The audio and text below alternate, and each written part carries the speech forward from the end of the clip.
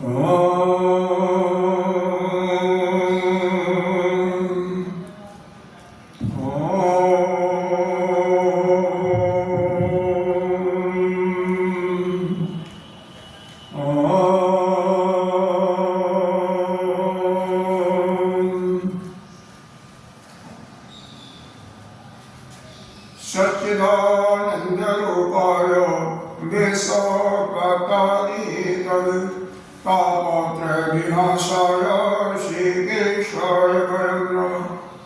नारायणं नमस्कृत्य नरं चैव नरोत्तमं देवीं सरस्वतीं व्यासं ततो जयमुदीरये। अगण्यमण्डलाकारं व्याप्तं येन चराचरं तदपदं दर्शितं येन तस्मै श्रीगुरुवे नमः। अज्ञानतिमिरान्धस्य ज्ञानाञ्जनशलाकया चक्षुरुन्मीलितं येन तस्मै श्रीगुरुवे नमः। गुरुर्ब्रह्मा गुरुर्विष्णु गुरुर्देवो महेश्वरः गुरुसाक्षात् परब्रह्म तस्मै श्रीगुरुवे नमः। त्वमेव माता च पिता त्वमेव त्वमेव बन्धो च सखा त्वमेव वेदा द्रविणं त्वमेव सर्वं मम देवदेव। गजाननं भूतगणाधिसेवितम् अभेदजम्बोफलचारुभक्षं उमाशतं शोकविनाशकारकं नमामि विघ्नेश्वरपादपङ्कजम्। अनंत श्री विभूषित 1085 महानिर्वाणी अखाड़ा के वरिष्ठ श्रोत्रिय वरिष्ठ महामंडलेश्वर एवं उत्तर प्रदेश संत समाज के अध्यक्ष श्री सदगुरुदेव भगवान के चरणों में कोशा नमन अर्चन। यहाँ के पीठाधीश्वर महामंडलेश्वर स्वामी भास्करानंद जी के चरणों में कोटि कोटि वंदन नमन। यहाँ के अधिष्ठात्री उनकी भक्तजन सभी के अंतर्करण में परमात्मा से परमात्मा को नमन करती हैं। हम तक इस समय हम गुरुदेव की कृपा और भगवान के आशीर्वाद से हम श्रीमद् भागवत के 10वें स्कंद का चिंतन कर रहे हैं। कल भगवान ने सुदर्शन और शंखचूड़ का उद्धार किया। महाराज शिवरात्रि पर इन दोनों का उद्धार करके अब गोपियों का जुगल के अगले अध्याय में वर्णन है, उस पर हम विचार करते हैं। जुगल गीत का मतलब दो मिल करके गाना आते हैं ना, तो अच्छा लगता है। लेकिन ये गोपियों का गीत वहाँ पर वैसा गाने वाला तो हमारे पास कोई नहीं मिले लोग बहुत सुंदर गीत होती है। इसके लिए पढ़ना तो नहीं पढ़ते नहीं पढ़, लेकिन गाने की एक आवाज़ और बड़ी बाजे के साथ में बांसुरी को हारमोनियम छटा जाती है। श्री शतवाच गोप्या केशरे वनं जाते तरुणो ऊर्ध्वचेतसः केशरीलात्मकायन्तो नित्यदुःखेन वासनं।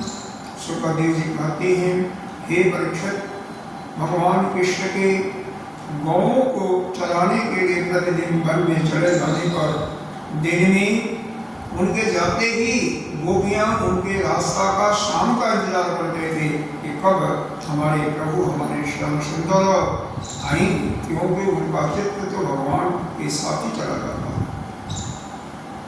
और वह वाणी से आपस में उनके लीलाओं का ही वर्णन करती है। तो जब भगवान के लीलाओं का ही चिंतन करेगा, भगवान के ही मंत्र का जाप करेगा, भगवान के बारे में ही सोचता रहेगा कि हम जो कुछ कर रहे हैं उनके लिए ही कर रहे हैं, वह हमारे परमात्मा है, ईश है, तो निश्चित रूप से उसका मन परमात्मा में ही बन जाएगा। फिर उसका ध्यान परमात्मा से करती है और गोपियों का यह गीत यहाँ से शुरू होता है। गोपवाच कृतवाम कपोलो बलगित बुधारितरुं कोमलांगुल्यजाशत्रमारकं गोपीयति जत्र मुकुन्दः व्योमयानमनिता ससिद्धरी विस्मिता दुपधार सलज्जा काममार्गसमर्पितचित्ता अशमलं जगो यस्मृतिर्निव्यः। गोपियाँ कर रही हैं ये सखी अपने प्रेमी जनों का प्रेम उनको जो वितरण करने के लिए यानी एक दूसरे के पास से दूसरे को पहुंचाने के लिए देश करने वाले यह परमात्मा क्या है? श्याम सुंदर जो यशोदा के नंदन है, जो इनसे प्रेम करता है उसको तो ठीक है, जो इनसे दुश्मनी करता है उसको भी उसका उद्धार कर देती है दोनों को। और इनके अपने बाएं कपोल से बांसुरी बजाते हैं तो कपोल जो है या बाएं कंधे पर आ जाता है तो कितना सुंदर यह लगती हैं। और जब इनके उस कोमल कोमल अंगुलियों की छटा बांसुरी के छिद्रों पर पड़ती है तो वह जो कान निकलता है, जो स्वर निकलता है, आकाश में सिद्ध पत्नियां जो हैं वह भी आकाश से इस नृत्य का अपनी पतियों के साथ श्रवण करती रहती हैं और थोड़े समय के बाद वो भी काम में अंधे हो जाती हैं। वो भी भगवान के लिए उनका मन चित्त भगवान की तरफ खिंचा था। चित्त की यह दशा देख करके लज्जा महसूस होती है, परंतु क्षण भर में उनका चित्त काम बाण से मिल जाता है और वो अचेत हो जाती है, दिवस हो जाती है। उनको इस बात का शुद्ध नहीं रहता किसको? वो जो सिद्ध पत्नियां हैं, सिद्ध लोगों की जो पिछले जन्म में तपस्या करके दैवलोक में गई कि उनकी निधि खुल गई है या उसका वस्त्र किस्म करने के यहाँ पर करती है, धारण करती है, साड़ी डूबी है, वो कहीं खिसका तो नहीं है, कई बार खिसक जाता है।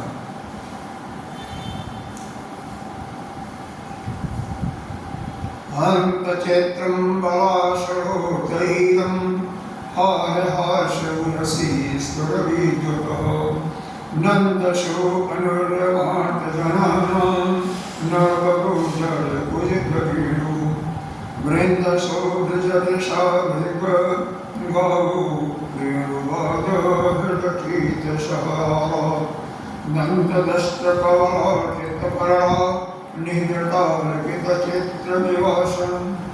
यह तुम आश्चर्य की वासना दूसरी गोपी कर रही है। यह नंद नंदन जो हैं, अरे नंद जी के पुत्र इतने सुंदर हैं कि जब वो हंसते हैं सखी तो यह हास्य रेखाएं वो हार का रूप धारण कर लेती हैं, शीघ्र मोती सी चमकने लगती हैं। अरे वीर, उनके वक्षस्तर पर लहराते हुए हार में हास के किरणें मोती जैसे चमकती हैं। यह ऐसी जल पड़ती है मानो श्याम मेघ पर बिजली ही बैठी हुई है।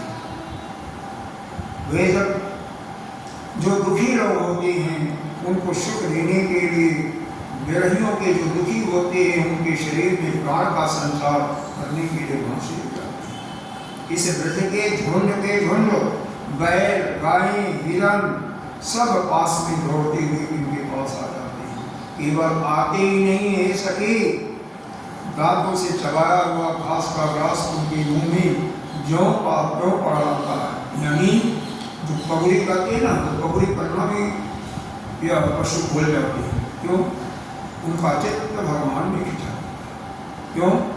पिछले जन्म के वह सिद्ध तपस्वी थे, इस जन्म में तो भगवान के दर्शन के लिए मुक्त होने के लिए आए थे। किसी कारणवश मुक्ति पिछले जन्म में नहीं मिली तो अब यहाँ पर भगवान का दर्शन पा करके और दोनों कानों को खड़े करके इस प्रकार खड़े हो जाते हैं मानो सो गए हैं। केवल भीख पर लिखे हुए चित्र ये बांसुरी के कान उनके चित्र को भी चुरा लेती है। बांसुरी की छटा हमने कैरों को भगवान बजा रहे थे। दिल्ली में एक सज्जन थे, पता नहीं है कि नहीं, इतनी सुंदर बांसुरी जब उनकी बस्ती थी तो बहुत ही आनंद, बहुत कम से कम किलोमीटर तक तो उनकी जाती होगी, इतनी आवाज़ भी अच्छी थी, सुंदर। तो भगवान के काम का भगवान की है। वहेरास्तवकथा कृपाशै भक्त्यमल परिवार विडम्बः कलचित् सबल आलिशरोगै गां समार्थ जतुर्मुण्ड तले भग्नगदया सरितो वै तदपदाम्बुजो निर्णीतम् अस्ति अतीवरिमिवापूजा प्रेम देवित पूजा स्थिमितापः। ये शकी जब वे नंद के लाड़े लाल अपने सिर पर मोर मुकुट को बांध लेते हैं, गोगरारी अल्पों के फूल के गुच्छे पूछ लेते हैं, रंगीन हाथों से अपने अंग अंग को रंग लेते हैं, नए नए पल्लवों से अपने वेशभूषा को सजा लेते हैं, तो कोई बड़ा पहलवान भी हो तो फिर बलराम जी का बाल बालों के साथ बांसुरी में गौ का नाम लेकर के एक एक काले करके उनको पुकारते हैं। उस समय ये प्यारी सखी नदियों की गति भी रुक जाती है, नदियों की धारा बहती है वो भी भगवान के काम को सुन करके रुक जाती है। वह चाहती हैं कि वायु उड़ा करके हमारे प्रियतम तक चरणों की धूली, उनके चरणों की धूली हमारे पास पहुँचा दे और उसको पा करके हम भी प्रसन्नचित्त हो जाए, हम भी संतुष्ट हो जाए। ये सभी वे भी हमारे जैसे मंदभागिनी है, जैसे नंदनंदन कृष्ण का आलिंगन करते समय हमारी भुजाएं कांप जाती हैं और जड़ता रूप संचारी भाव का उदय हो जाने से हम हाथों को हिला भी नहीं पाती, वैसे ही कोई प्रेम के कारण वह कांपने दो चार बार अपनी तंद्रोगी भुजाओं को कांपते कांपते उठाती तो अवश्य परम निर्व्यस्त होकर के इससे हो जाती है। ऐसी बांसुरी की दशा और भगवान के उस बांसुरी के प्रभाव से जो पूरे ब्रज में जो पशु पक्षी नदी वृक्ष या मनुष्य लोग को भी थे, सबकी यही हालत चल रही है। अनुचरैः समुन्नवर्णितवीर्यः आदिपुरुषः इवाचलभूति वनचरो गिरितटेषु चलन्ति वीडुनायति वासजगाहि वनलतास्तरव आत्मनिविश्रुं व्यक्तिजनत्यैव पुष्पफुलाढ्या पडतभारविटपा मधुधारा प्रेमहिष्टतनवसजस्वस्म। अरे सखी, जैसे देवता लोग अनंत और अचिंत्य ऐश्वर्यों के स्वामी भगवान नारायण की शक्ति का ही गान करते हैं, वैसे ही बाल अति सुंदर उस नटनागर कृष्ण और बलराम की लीलाओं का ही गान करते हैं। कृष्ण जब वृंदावन में विहार करते हैं, बांसुरी बजा करके जब गिरिराज गोवर्धन के तराई में चढ़ती हुई गाँव का नाम ले लेकर के हर गाँव का नाम लिखा था, नाम भूल गया, उस समय उनके वृक्ष और लताएं फूल और फलों से खिलक जाती हैं, जिनके भार से डालियां छू करके धरती को छूने लगती हैं, मानो प्रणाम करती हैं। वह वृक्ष लताएं अपने गीता भगवान विष्णु की अभिव्यक्ति को सूचित करती हुई प्रेम से फूल उठती हैं, उनका रोम रोम खिल जाता है और सबकी सब मधु धाराएं पूरी हैं। भगवान का प्रेम ऐसा है, इतना सुंदर है कि वृक्ष की लताएं उसमें भी फल फूल आ जाते थे और उसके फल से तो नीचे ऐसा लगता है भगवान को प्रणाम करते हैं। दर्शनीय तिलको वनमाला दिव्यगंध तुलसी मधुमत्तैः अलिकुलैः लघुगीतं अभीष्ट माद्रियन्यैषं ददर्युः षडशिशार संग्रह विहंगा चारुगीतहितकेतसहित हरि उपासते जनचित्ता हंसमिलितदिशो धृतमाना। हे सखी, जितने भी वस्तुएं संसार में या उसके बाहर संसार क्या है, इस सृष्टि को, पूरी सृष्टि को देखो, चाहे इस लोक की या स्वर्गलोक की या नीचे के लोक की, सबसे सुंदर सबसे मधुर वह सबके शिरोमण क्या है? भगवान कृष्ण ही है। उनसे बड़ा सुंदरता और कहीं नहीं है। और देखो भगवान की छवि देखोगे, भगवान की किसी भी मूर्ति की तो बचपन से लेकर के, हालांकि वह तो कभी बाल नहीं होते, कभी वृद्ध नहीं होते, वह तो एक ही जैसे रहते हैं, क्योंकि वह पंचभौतिक जैसे जिससे हम लोगों का शरीर जो है, जितने भी जीव हैं, चाहे वह पशु है, पक्षी है, कीड़ी मकोड़े या मनुष्य है, सबका 5 महाभूतों से बना हुआ है। आकाश, वायु, अग्नि, जल और पृथ्वी से। लेकिन भगवान का स्वरूप यह जो शरीर है ना, वो तो दिव्य शरीर है, पंच महाभूतों से नहीं बना है। इसीलिए हमारी ज्ञानेंद्रियां नेत्र भगवान को देख नहीं पाते, हमारे कान उनकी शब्दों को सुन नहीं पाते। लेकिन जब वह चाहते हैं तो सब कुछ हो जाता है।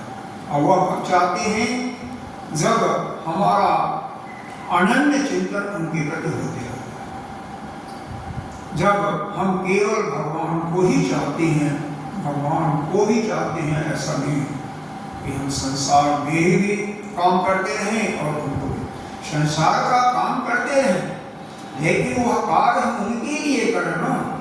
राजस्थान में देखा होगा कि औरतें जो है कोसों दूर से पानी लाते हैं, घड़ा सिर पर पानी भरा हुआ रखा रहता है और आपस में बात करते हुए गाते हुए गीत आती हैं। और घड़ा में कोई टस से मस नहीं होता है, क्यों? चित्त उनका उस घड़े पर लगा है। इसी प्रकार से हम काम संसार का कर रहे हैं और हमारा चित्त कढ़ाई में लगा हुआ है, परमात्मा में लगा हुआ है, तो इसका मतलब हम नित्य निरंतर उनके शरण में है, उस समय भगवान की बात करते हैं। ऐसी स्थिति होने पर हमारे श्याम सुंदर भवनों की उस मुनाहट जो गुनगुनाने की लगती है, उसका आदर करते हैं और स्वर में मिला करके अपनी बांसुरी को करने लगते हैं। उस समय हे सखी, उस मुनिजन मोहन संगीत को सुन करके सरोवर में रहने वाले तालाब में रहते हैं अंश सारस और पक्षियों का चित्त उनके हाथ से निकल जाता है। वह विवश होकर के श्याम सुंदर के पास आ बैठते हैं तथा आंखें मूंद करके चुपचाप चित्त एकाग्र करके उनकी आराधना करते हैं। ऐसा जब वृंदावन में पशु पक्षी भी आकर के उनके चित्त को निहारते हुए और उनके मुख से जो कान निकले बांसुरी को उसी सुनने में एकाग्र हो जाते हैं, तो मनुष्य को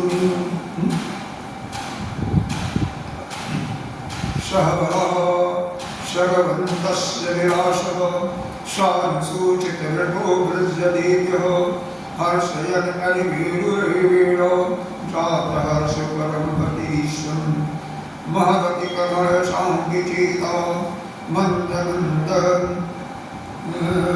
अभ्रयतिनिव सुहृदम् अभ्यवर्षत शिवोर्हि छाया च विदधतर्तपन्नम्। कह रहे हैं, हे ब्रज की दीदियों, हमारे श्याम सुंदर जब पुष्पों के कुंडल, फूल के कुंडल बना करके अपने कानों में धारण कर लेते हैं और बलराम जी के साथ गिरिराज के शिखर पर खड़े होकर के सारे सृष्टि को, विश्व को, जगत को हर्षित करते हुए जो बांसुरी बजाते हैं, क्या मालूम होता है उसके ध्वनि के सारे विश्व का आलिंगन करने लगती है। उस समय श्याम मेघ बांसुरी के ताल के साथ मंद मंद बादल भी गरजने लगते हैं। उनके चित्त में इस बात की शंका रहती है कि कहीं मैं जोर से गर्जना कर दूं और वह कहीं बांसुरी के तान के विपरीत कर दूं।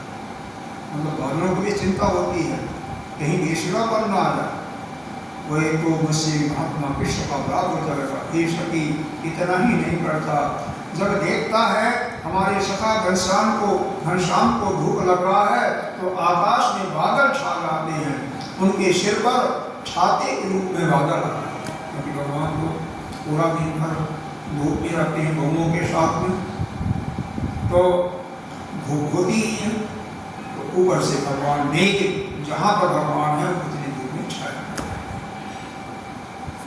रखा। और कभी कभी बादलों की ओट में छिप करके देवता भी फूलों की वर्षा करते रहते हैं। यह भगवान की यह कथा यह क्यों सुनाई जाती है? इसका उद्देश्य यही है कि हमारा प्रेम भगवान में लगे, और कोई उद्देश्य नहीं। यही कथा यह यूट्यूब पर, इसीलिए हम इसको डालते भी हैं। अगर आप अपने मोबाइल में डालेंगे तो अपने आप आ जाएगा, से बात कर लीजिएगा, आ जाएगा सब समाधान। कारण यही है कि हाँ, किसी का भी चित्त अगर उस परमात्मा से लग गया तो उसका कम से कम इस संसार के जीवन मरण से उसका छुटकारा हो जाता है। पुनः यह जो दुखालय संसार है इसमें उसको फिर आना नहीं है। और यही हमारा परम उद्देश्य है। मनुष्य जोनी जब मिलती है इतनी आसानी से नहीं मिलती, क्योंकि बाकी जितनी भी जोनियां हैं वो भोग जोनी है। इसमें जो मिलता है बस केवल भोग करो, अपना आराम भोग और काम मैथुन इत्यादि होगा। लेकिन इस जोनी में, पुरुष जोड़ी में हमें बुद्धि देती है। पुरुष का मतलब चाहे स्त्री हो, चाहे पुरुष हो, चाहे थर्ड जेंडर हो, उसमें बुद्धि होती है। और उस बुद्धि के फलस्वरूप हम अपना कल्याण स्वयं कर सकते हैं। और अपना कल्याण करने के लिए ही वह परमात्मा हमें यह समय दिया हुआ है कि यह जीव 84 लाख के योनियों में कैसे भ्रमण करता है। तो ये संत बताते हैं, एक सत्संग चल रहा है, बड़ा सा आहार है, लेकिन उस सत्संग के जो वो हाल है बाहर जाने के लिए केवल एक छोटा सा गेट है। उसमें भी जाने के यहाँ पर तो 3-4 गेट दिखाई दे रहे हैं, वहाँ पर वह गेट पतला भी है और छोटा भी है, तो झुक करके निकलना पड़ता है। एक समय उसी सत्संग के मध्य में वहाँ पर आग लग जाती है, किसी कारण से लग गई होगी। तो वहाँ पर एक अंधा व्यक्ति, किसी भले मनुष्य, अच्छा दयालु पुरुष था, उसने उसको पकड़ करके कहा कि देखो भाई, सभी लोग तो भाग रहे हैं, तुम कैसे भागोगे, तुम्हें तो दिखाई नहीं देता। ऐसा करो, एक छड़ी से, जो उसके पास छड़ी थी, छड़ी से पकड़ते हुए और दूसरा हाथ जो है ना, दाएं हाथ में छड़ी पकड़ो, बाएं हाथ से दरवाजा जो दीवार है वो पकड़। जब दीवार का स्पर्श नहीं होगा इसका मतलब वो गेट आ गया, वहीं पर तुम झुक करके निकल जाओ बाहर, तो बच जाओगे। नहीं समझ, यहाँ से जा रहा है कोई अंधा, दिखाई नहीं दे रहा, लेकिन जो दीवार है उसके हाथ सरकाते हुए जा रहा है। तो जिस समय दरवाजा का आएगा गेट, उस समय हाथ में दीवार तो होगी नहीं, दीवार नहीं होगी, तो वही समझो कि वही दरवाजा वहीं निकल जाओगे। तो वो कहा ठीक है, बहुत अच्छा। और बाकी वो जैसे दरवाजे के पास जाता है वैसे खुजली आ जाती है पेट में, और जिस हाथ से वह दीवार पकड़ा था वो हाथ पीछे चला जाता है, इसी बीच में दरवाजा निकल जाता है। फिर घूमते घूमते फिर जब आता है तब तक तो आग बढ़ चुकी होती है। तो इसी प्रकार से हम लोग जो हैं अंधे हैं। अंधे का तात्पर्य है कि हम यहाँ पर अपना कल्याण करने के लिए हैं, लेकिन इस संसार में जो माया रूपी संसार है उस माया के चक्कर में पड़ करके अपनी पीठ को खजलाते हुए जो रास्ता पाते भी हैं, रास्ता मिलता भी है, लेकिन उस रास्ता का उपयोग नहीं कर पाते। क्यों करें? तो हम इसके दुख से हम पूर्ण हो सकते हैं और फिर उसी 84 लाख योनियों में आते और जाते करते हैं।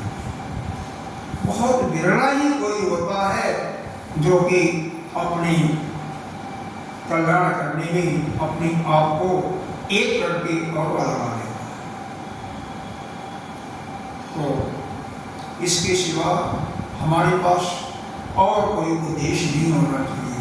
कम से कम जब हम नहीं जानते थे तब तो हम ठीक है, इस दुनिया में कभी मनुष्य बने, कभी चिड़िया बने, कभी कुछ बने, अपने कर्म जैसा हमने किया वैसा मिला।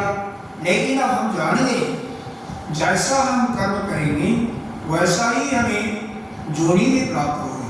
अंत समय में अगर हमारा मन कुत्ते की तरफ जाएगा तो कुत्ते की जोड़ी मिलेगी, पुरुष की तरफ जाएगा तो पुरुष की जोड़ी मिलेगी, स्त्री के जैसा हो जाएगा तो स्त्री की जोड़ी मिलेगी, अगर कर्म आपकी अच्छी होंगे तो। क्योंकि नियम क्या है, अगर दो ही प्रकार के कर्म होते हैं, पाप और पुण्य। जिसका पाप ज्यादा है, पुण्य कम है, उसको तो कीड़े मकोड़े की जोड़ी मिल जाती है, या तिरक या जो पशु पक्षी इत्यादि होते हैं जोड़ी मिल जाती है। लेकिन जिसके पुण्य और पाप लगभग बराबर है उसको मनुष्य जोड़ी मिलती है, और जिसके पुण्य ज्यादा है पाप बहुत कम है वह देवता बन जाता है या गंधर्व बन जाता है। इस प्रकार से अगर आप जान गए कि यह सब हमारे कर्मों के अनुसार होगा तो कम से कम जड़ से जाने, जिस समय आपको यह ज्ञान होगा उसके बाद से अपने न तो शरीर से, न मन से, न आपके वाणी से किसी को दुख नहीं। भाई किसी का कल्याण नहीं कर सकते, मान लीजिए आपके पास संपत्ति नहीं है, उसकी सहायता करने के लिए नहीं पैसे हैं, तो कम से कम कोई रास्ते में अगर अंधा व्यक्ति मिला उसको पार तो करवा सकते हो। गर्मी से कोई आ रहा है उसको पानी तो पिला सकते हो, अगर प्यासा हुआ है ये तो काम कर सकते, इसमें कोई नहीं लगता।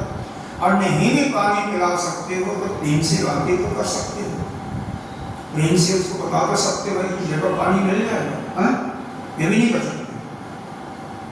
तो कम से कम यह नोट कर लो कि हमारी न तो शरीर से, न तो मन से, न वाणी से किसी को हम दुख पहुंचाएंगे, बस इतना ही हो।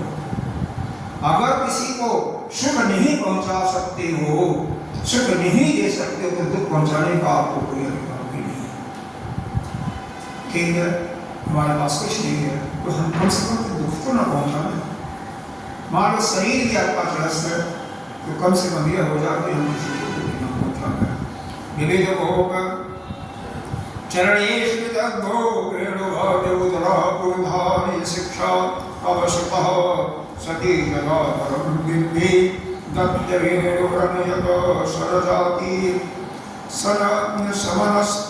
समनस्त दुपधार सुरेशा शक्रशर्पल्भीष्टि गुरुवा कविर आनंद कंजरचिता असमलं जजुवनिश्चित भक्ता निजपदां भज ददये ध्वजवज्र नीलांकुशविचित्रललामहि व्रजरुवा सनयं कुलतोतं वैष्णवप्रियगति। हे यशोदा जी, और यशोदा जी को कह रही हैं कि गोपियाँ तुम्हारे सुंदर कुंवर ग्वाल बालों के साथ खेल खेलने में बहुत ही निपुण हैं। हे रानी, तुम्हारे लाडले लाल सबके प्यारे तो है ही हैं, बहुत होशियार भी हैं। देखो उन्होंने बांसुरी बजाना किसी से सीखा नहीं, अपने ही अनेकों प्रकार की राग गानियाँ उन्होंने निकाले। देखो कई काम आप संसार में याद करो तो बिना किसी के सिखाए हुए उस काम को आप कर लेते हो। कई काम ऐसे हैं, ध्यान दोगे तो अपने जीवन में कई काम तो शिक्षा लेना पड़ता है तब आप करते हो, और कई काम बिना सीखे हुए कर लेते हो। बताओ कहाँ सा है? अरे भाई पिछले किसी जन्म में किए होगी तो यह आपकी याददाश्त है। अब बच्चा जो है जैसे पैदा होता है, माँ का दूध कैसे पीना सीख जाता है, ये बोलो। उसका मुंह जब माँ के स्तन से लगा देते हैं तो दूध पीने लगता है कि नहीं लगता? लगता है ना। कहाँ सीखता है, किसने सिखाया? अरे पिछले जन्म में से सीख रहा है, कई जन्मों में तो आ गए हैं, कोई एक जन्म तो नहीं, जन्म आपके पास तो हम जो पिछले जन्मों में कार्य किए हुए हैं, अब देखो दूसरा चीज देखो, कई ऐसे बच्चे होते हैं 3-4 साल के बच्चे हैं, इतना बढ़िया सुंदर चित्रकारी बना लेते हैं, चित्र बना लेते हैं कि लोग बन जाता है। कैसे? पिछले जन्म में कहीं से वो कार्य किए है ना। कई ऐसे होते हैं कि उनके कंठ से इतना सुंदर संगीत निकलता है कि लोग मुक्त हो जाते हैं। कैसे? पहले भी तो किए हैं इसी। हर एक के कंठ से ऐसा सुख नहीं निकलता, हर एक काम को कर भी नहीं सकता, लेकिन वो परमात्मा हर एक को ऐसा बनाया है, किसी में एक न एक विशेषता अवश्य होती है जो दूसरे में नहीं होती। एक ऐसा गुण होता है। तो वही यह गोपियां नंद जी को, नंद रानी यानी यशोदा जी को ही कर रही है। ऐसे ऐसे सुर निकालते हैं, निशर निशा स्वरूप तो केवल परमात्मा है। परमात्मा तो कर अनादि काल से सब कुछ किए हुए हैं। परमात्मा देखिए 3 गुण परमात्मा के पास समझता है, एक तो वो हमारे पास नहीं होता है। क्या? एक तो ज्ञान शक्ति, 3 शक्तियां सबके पास होती है, ज्ञान शक्ति, क्रिया शक्ति और भाव शक्ति। ज्ञान शक्ति मतलब सब कुछ वह जानने में पूर्ण रूप से ज्ञान है, और हम लोगों के पास थोड़ा सा। क्रिया शक्ति सब कुछ कार्य करने में वह समर्थ है, बल भी है, सब कुछ है। और भाव शक्ति यानी प्रेम शक्ति, भगवान को देखा, समस्त गोपियों से कोई गोपी ऐसी नहीं होगी या वाह जिससे प्रेम न करते होंगे, लेकिन हम लोगों के पास हम तो 2-4 से कर लेते हैं, वही बहुत है। सबसे तो नहीं कर पाते, 2-4 से करते हैं तो 2-4 से बेश भी कर लेते हैं, लेकिन वह परमात्मा सबसे। तो ये तीनों शक्ति चूंकि हमारे अंदर क्यों होती है? क्योंकि हमारे अंदर भी उसी परमात्मा का वास करना चेतन के रूप में। इसलिए हमारे अंदर जो शक्ति होती है, ज्ञान की शक्ति भी, क्रिया शक्ति और भाव की यानी प्रेम की शक्ति, लेकिन हमारे अंदर थोड़ा होता है परमात्मा के अंदर असीमित है।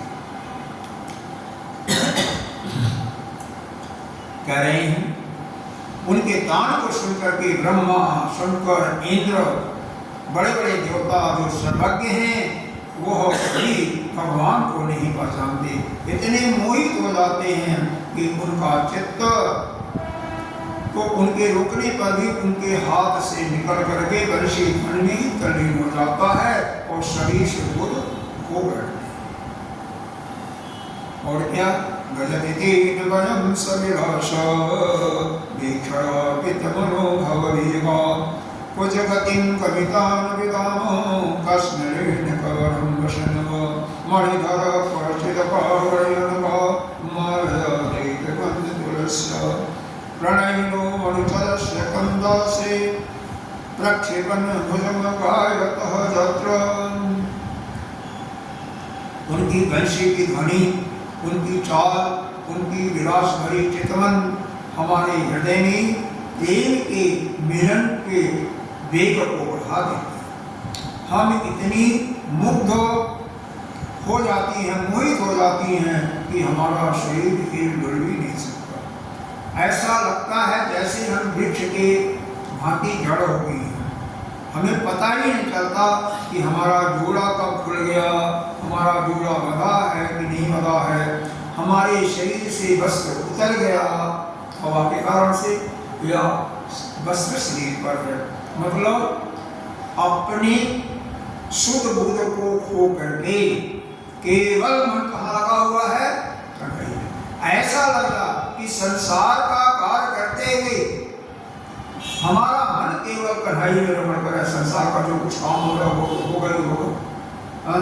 तो उस समय कढ़ाई के हम बनते हैं, फिर कढ़ाई हमसे जब नित्य निरंतर आपका प्रेम उन्हीं में लगा रहेगा तो वो आपकी हर एक चीजों को ध्यान रखते हैं, आपके एक को जो भी आपकी जरूरतें होती हैं उनको पूरा करते हैं। अरे उनके गले में मणियों की माला बहुत ही अच्छी लगती है, तुलसी की मधुर गंध उन्हें बहुत प्यारी है। इसी से तुलसी का माला तो वह कभी छोड़ती ही नहीं। उस शाम सुंदर स्मरणियों की माला से गौओं की गिनती करते करते प्रेमी सखा के गले में बांह डाल करके और भाव बता बता करके बांसुरी बजाते हुए गाने लगती हैं। और क्या परित्य भेदो मंग चित्त चित्ता केशमन शत किशहरणो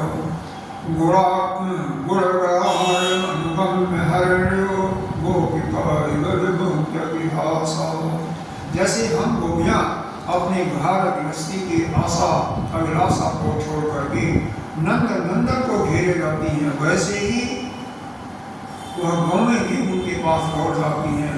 वो एक तक देखती हुई खड़ी रह जाती हैं, वह लौटने का नाम भी नहीं लेती हैं। ये हिरण्यों का हाल है।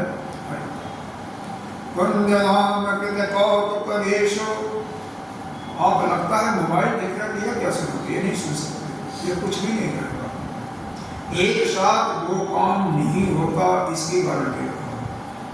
क्योंकि मन जो है एक ही इंद्रिय के साथ इसमें रहता है। अगर घड़ के साथ श्रोत इंद्रिय के साथ रहेगा तभी यह शब्द सुनोगे। मन अगर दूसरी तरफ चला जाएगा, नेत्र जैसे चक्षु से देख रहे हो, उधर चला जाएगा तो उसे कोई देखोगे, तो न उसको पूरा देखोगे। इसका मतलब आपका समय ही व्यर्थ हो रहा है। जोश नहीं, जिस उद्देश्य से लेकर के आया हो वो कहाँ जा रहा है। अरे यही अगर देखना है तो वो घर में बैठे बैठे देख सकते।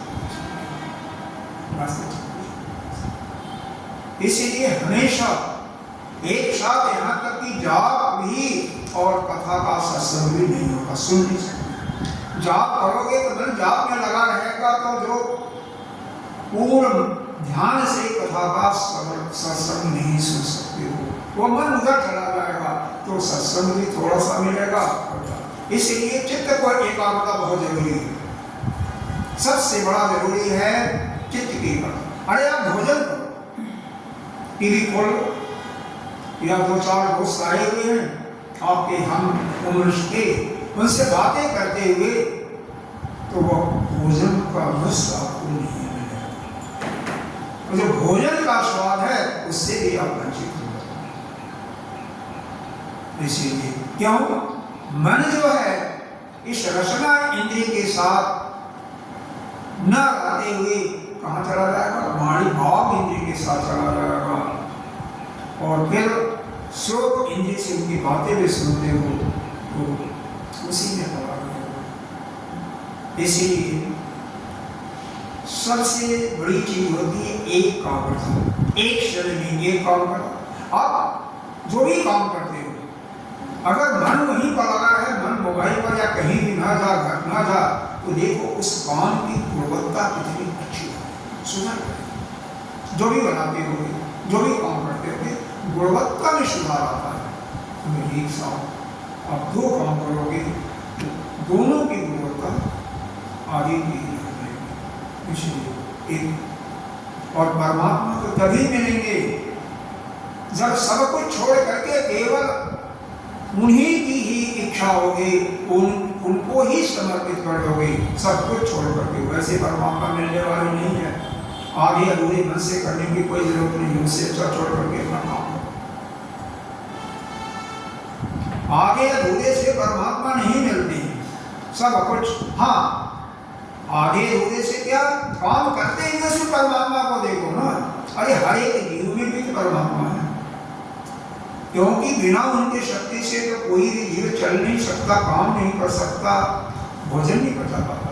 तो और वैसे ही परमात्मा तो कड़कड़ में है, तो उस परमात्मा को ही याद करते हुए नहीं कन्हैया आपको अच्छे लगते हैं, हनुमान जी को याद करो, गणेश जी को याद करो, जो अच्छा लगता है अपने लगता है, शिव भोले बाबा को याद करो, माँ दुर्गा को याद करो। लेकिन एक का जीवन में एक आपका आराध्य हो, एक मंत्र हो और एक ही आपका शास्त्र हो और एक दूसरा का कल्याण। एक ही गुरु हो, 10 भी नहीं हो, क्योंकि गुरु को तत्व के रूप में एक ही है, एक ही है, वही। शरीर से कोई है लेकिन वास्तव में है वही शिव, यही अलग नहीं है। इसलिए एक और अगर चार का करोगे भी तो कोई विपत्ति आएगी तो वो सोचेगा वो चला जाएगा, वो सोचेगा कोई नहीं जाएगा। चार बेटे हो आपको, चारों बेटों से आप करते हो तो न बड़ा जाएगा ना छोटा जाएगा, और एक ही होगा तो निश्चित रूप से वही रहेगा। इसका मतलब ये नहीं है कि चारों से नहीं, लेकिन एक से ही ज्यादा प्रेम होना चाहिए, एक ही को सर्वस्व करना है, ध्यान सबका रखना है, सबसे व्यवहार शांत रखना है। अब जाओ मंदिर में, शिव जी के मंदिर में जाओ, शिव जी भी हैं, माता जगदम्बा भी हैं, गणेश जी भी हैं, हो सकता है लक्ष्मी जी का भी फोटो लगा हो, कार्तिकेय स्वामी भी होंगे, लेकिन आपका आराध्य एक ही होना चाहिए, चाहे वह गणेश जी हो, चाहे माँ पार्वती हो, चाहे शिव जी हो। उनको जो पसंद है वही सामान आपको पूजा के थाली में ले जाना, वही चढ़ाना, बाकी से हाथ धोना चाहिए। बाकी का सिर्फ आदर करना है, यह नहीं जो उनको चढ़ाना वही चढ़ा दो।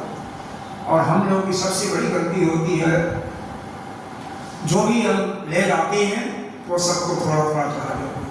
अरे भाई हर एक को अलग अलग दी है ना, भगवान शिव को वही सफेद चीजें दी हैं, सफेद गोल्डी पसंद है। भगवान विष्णु है तो उनको पीला चीज पसंद है, शिव को अक्षत प्रिय है, बेल प्रिय है, धतूरा प्रिय है, और वहीं पर विष्णु जी हैं तो उनको तुलसी की प्रिय है, गणेश जी हैं, हनुमान जी हैं तो उनको लड्डू प्रिय है, माँ जगदम्बा हैं तो उनको अड़हुल का फूल, लाल फूल पसंद है, साड़ी पसंद। तो जो जिसको पसंद होगा वो देखो तब तो वो खुश होगा, नहीं तो कुछ नहीं होगा ना। इसीलिए एक बाकी से तत्व के दृष्टि से सभी एक है, अलग नहीं है, लेकिन हमें अलग मानना ही सबसे बड़ी हमारी मूर्ख। एक ब्रह्मा विष्णु महेश करके तीन देवता, तीन नहीं है, एक ही है। वो तो हमारी दृष्टि का है, हमारी दृष्टि के कारण से हम सब कई अलग अलग रूपों में दिखाई दे रहे हैं, और वास्तव में तो हर एक के अंदर वही परमात्मा ही विराजमान है, एक ही शक्ति सभी के अंदर है। अगर ऐसा मान जाओ तो आप और उनमें इनमें हमारे में क्या कोई अंतर नहीं है। गीता जी में ही बताया गया, सर्वभूतस्थ आत्मान सर्वभूतानि च आत्मनि इच्छते योग युक्तात्मा सर्वत्र संदर्शनम। शरीर के अंतर्गत आप ही की आत्मा है और शक्ति आत्मा है। अरे अपने शरीर से निकालो ना, थोड़ा सा रक्त ले लो, 5 सीसी 10 सीसी, उसमें आपको अरबों कीटाणु मिलेंगे। वो कहाँ पल रहे हैं? आपके अंदर ही, और कहीं बाहर नहीं पल रहे हैं। कहाँ से खा रहे हैं? जो आप खा रहे हैं। उनका मल कहाँ जा रहा? आपके ही आस्था से निकल रहा है, सीने से, चाहे नासिका से कफ के रूप में, चाहे मलद्वार से, चाहे मूत्र से, नहीं निकल रहा ना, कहीं अलग तो नहीं निकल रहा। हम आप भी उसी विराट पुरुष जो है उसके अंदर है, अलग दिखाई दे रहे हैं वो कुछ नहीं। प्रश्न यही होता है कि हम उसको जान नहीं पाए। अरे वही नाना रूपों में नाच रहा है, या तो ये तो देखिए, हम हमारा कोई स्थिति नहीं है, तो माया है, और माया के कारण हमें अपना और पराया दिखाना। अपना और पराया दिखाने से होता क्या है? हमें अभिमान रहता है। मान हम बहुत सुंदर हैं तो हमें सुंदरता का अभिमान हो जाएगा। हम बहुत ज्ञानी ध्यानी हैं तो हमें ज्ञान का अभिमान हो जाएगा, नहीं हो जाएगा।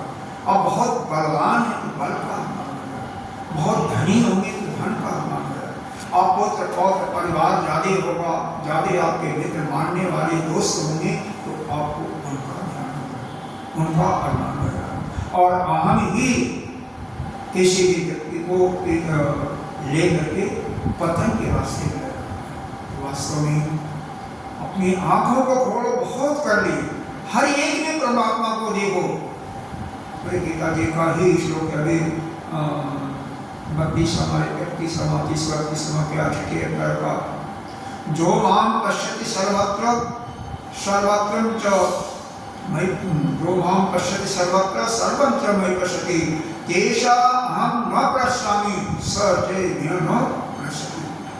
जो मेरे को ही सर्वत्र देखता है और सब में मेरे को ही देखता है, उससे मैं दूर नहीं हूँ, मतलब उसके आगे मैं अपने शरीर को ऊपर लेता हूँ और वह मेरे से भी दूर नहीं है। सच में न पश्यति, वह मेरे से भी अलग नहीं है। कम से कम जो भी करो इतना करो कि उसकी विरोधता सभी लोग याद करें। लेकिन मरने के बाद कौन नहीं याद करेगा? किसी को याद करेगा कोई करेगा? जो भी आया है एक समय जाएगा, यह निश्चित है।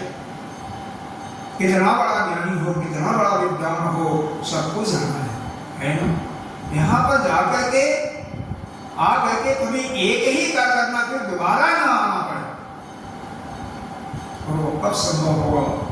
याद हो आपकी बुद्धि जगी होगी तो ज्ञान को प्राप्त करके ही निकलोगे। हम ज्ञान भी मैं बता रहा हूँ, शायद पढ़ने नहीं पढ़ रहा होगा, नहीं पढ़ा कोई चिंता नहीं है।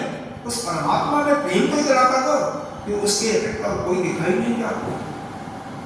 गोपियां क्या थी? गोपियों के अंदर ध्यान भी था, लेकिन कम से कम हर जगह हर समय कौन दिखाई देता था? कन्हई दिखाई देता था। तो कम से कम जिसको भी मानो एक ही का दृष्टि आपके रूप में एक ही है, उसके कुछ नहीं, उसके सिवा किसी का चिंतन न हो। और निश्चित रूप से वेद गारंटी आपका कल्याण होगा। और यही हमारा परम उद्देश्य मनुष्य योनि में जन्म लेने का। कुछ रिकॉर्ड शुरू कर लेते हैं।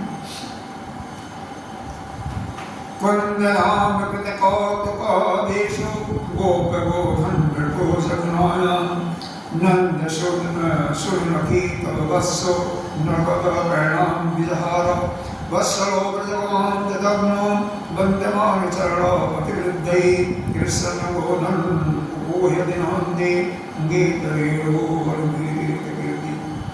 हे नंदरानी यशोदा जी, वास्तव में आप बहुत ही गुणवान हो। अभी तुम्हें ऐसे पुत्र मिले हैं, तुम्हारे से लाडले लाल और बड़े ही प्रेमी है, उनका चित्त बड़ा कोमल है। प्रेमी सखाओं की तरह तरह से हास प्रयास के द्वारा सुख पहुंचाते हैं। कुंद कली का हार पहन करके जब अपने विचित्र वेश में सजा लेते हैं, बाल बाल और गौओं के साथ जमुना जी की तट पर खेलने लगते हैं, उस समय चंदन के समान शीतल और सुगंधित स्पर्श से मंद मंद हवा बह करके उस तुम्हारे लाल की सेवा करती है और देवता भी गा बजा करके उनको प्रसन्न करते हैं। अरे सखी, श्याम सुंदर ब्रज की गौओं से बहुत प्रेम है, इसीलिए उन्होंने गोवर्धन धारण किया था। वे सब गौओं को लौटा कर आते ही होंगे। देखो सायंकाल का समय हो रहा है, रास्ते में बड़े बड़े ब्रह्मा शंकर आदि ज्ञानवृद्ध उनके चरणों की वंदना जो करते हैं, इसीलिए वो गौओं के पीछे चलते हुए लेट भी हो जाते हैं। दिन में जंगल में चलते हुए थक गए होंगे, फिर भी अपने इस सुबह से हमारी आंखों को कितना सुख और कितना आनंद प्रदान कर रहे हैं। इस प्रकार से सुखदेव जी कहते हैं, एवं ब्रजश्रियो राजन् केशरीरानुगायति रे विहस तच्युतास्त मनस्का महोदय। हे परीक्षित, बड़ भागिनी गोपियों का मन विश्व में ही रहा था। यही हमें करना है कि हमारा मन भी उस परमात्मा के किसी विग्रह में लग गया, बस लगा ही रहे, बाकी काम करते रहो। मन वही कृष्णमय हो गई थी जब भगवान कृष्ण दिन में गौओं को चराने के लिए जाते थे जंगल में, तो उन्हीं का चिंतन करती रहती है। अपनी अपनी शक्तियों के साथ अलग अलग उन्हीं का लीलाओं का काम करते हुए उसी में रह जाते थे और उन्हीं के इस प्रकार उनके दिल जो गोपियां ने किया वह मिल गया। किसी गोपी का पुनः जन्म नहीं हुआ, सभी मुक्त हो जाते हैं। क्यों? वो नित्य निरंतर कन्हई को ही याद करती थी ना, भगवान और परमात्मा। चाहे उनको कन्हई के रूप में याद करो, चाहे वो द्वारकाधीश के रूप में याद करो, चाहे राधे कृष्ण के रूप में याद करो, एक ही बात है। उन्हीं को शिव के रूप में याद करोगे तो भी अलग नहीं है एक ही। लेकिन आपका चित्त उधर ही हो, दूसरे में कहीं नहीं हो, बस बाकी तो काम है, वो तो काम होता रहेगा, शरीर करता रहेगा। काम करने के लिए तो हाथ है ना, मन का सुख तो थोड़ा सा समय चाहिए सोचने के लिए कैसे करना है, उसके बाद हाथ करता रहेगा। आप अच्छे या काम करते हुए इस भाव से करो कि हम अपने प्रिय परमात्मा के लिए, उनके लिए वो कर रहे हैं, इससे जो कुछ मिलेगा उन्हीं के लिए, उन्हीं की सेवा भी होगा। हालांकि वो तुम्हारा पैसा वैसा की रोटी नहीं है, तुम्हारे सामान की रोटी नहीं है, सब कुछ तो नहीं। तुम्हें से उनको कुछ चाहिए नहीं, लेकिन भाव तुम्हारा यह हो कि जो कुछ हम कर रहे हैं उन्हीं न, जो भी उनको दोगे तो उसमें से जरा सा भी बोल नहीं करेगी।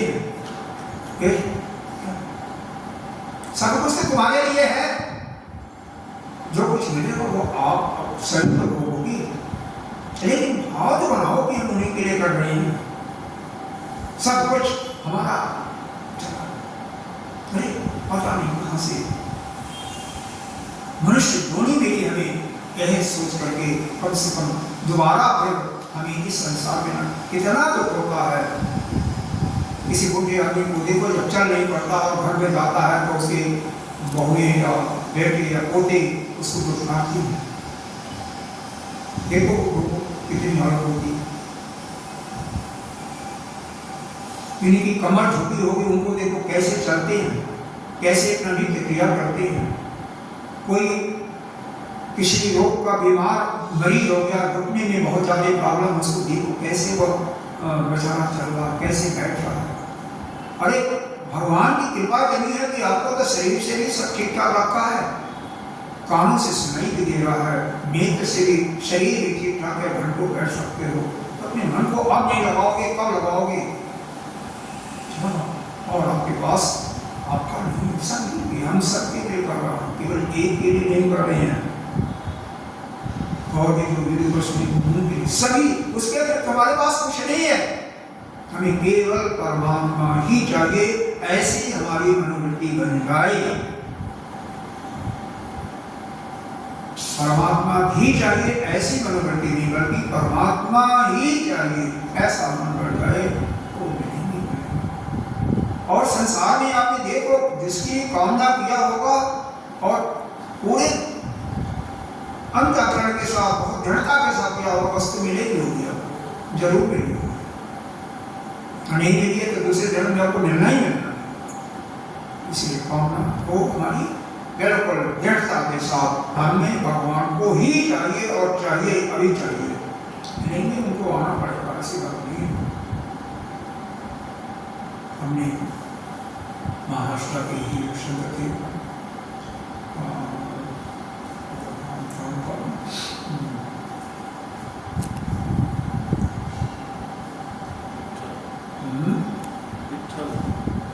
विठल जी तो थे और भी थे, तो उन्होंने उनके पिताजी कहा कि बेटे मैं जा रहा हूँ कहीं 1-2 दिन के लिए, तुम उनको भोग लगाते रहना, नहाना, भोग लगाना। भोग लगाते समय दूध, जब वो नहीं दूध का भोग लगता था, दूध रखा सामने, नहीं पी रहे थे तो मीठा और डाला कि अब पियो, तो हो सकता मीठा तो नहीं कम हो। बैठा रहा बालक, दिन बीता, रात बीता, अंत में भगवान को आना पड़ा और कचौड़ा अपने गिलास अपने हाथ से उठा करके पिए। जब सारा पीने लगे, अरे मेरे को नहीं दोगे क्या तुम? ऐसा जब प्रेम हो जाएगा भगवान को नहीं, ऐसा नहीं, ऐसा सुना। चलिए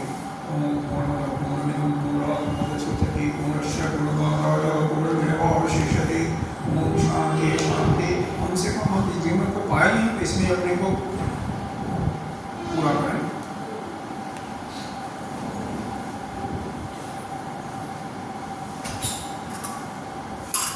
सेवक हो गई